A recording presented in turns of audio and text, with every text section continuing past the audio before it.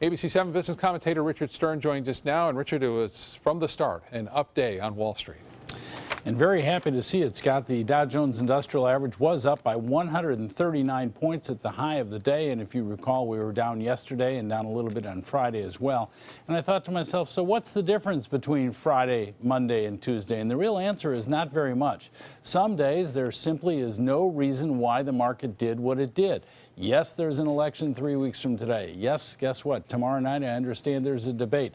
Everybody's concerned about the Fed, but from day to day, sometimes you just can't explain the movement. But it was an up day, so we'll take it. Let's take a look at the figures, and indeed, they do look pretty darn good. There you see the Dow up 75.5 points, more than 0.4%, closing at 18,161.94. That on volume of 694 million shares. The Nasdaq was the biggest winner of the day, up more than 0.8%, 44 points, closing at 5,243.84. That on volume of 1,717 million shares. And the S&P came right in between them, up 0.6%, more than 13 points at 2,139.60.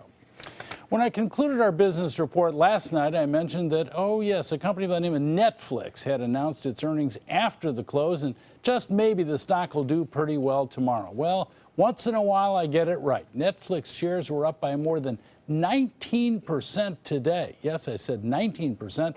The reason, not only did the earnings double, but they saw a significant increase in subscriptions in the U.S. and a dramatic increase in subscriptions outside of the U.S., internationally. You put it all together, Scott, and what you see is a company that's literally running on all cylinders, and I don't want to get this wrong, so I'm going to tell you right. The average subscriber watches Netflix 60 hours a month. I'm not sure where they find the time, but that's the number. That's why I wanted to read it, make sure I got it right. Yeah, pretty amazing. Yeah. And a company that reinvented itself really after the DVDs thing ended. They went to streaming. They built the better mousetrap. Yeah. Also have some news on Harley-Davidson today. Yeah, some good news there as well. Harley was up over 9%. Two reasons for it. They've got a new engine that apparently is selling very, very well. And also, unfortunately, they cut some jobs, which really helped the company's bottom line. So a mixed picture, but a darn good day for the stock. All right, Richard, thank you so much for the update. You're welcome.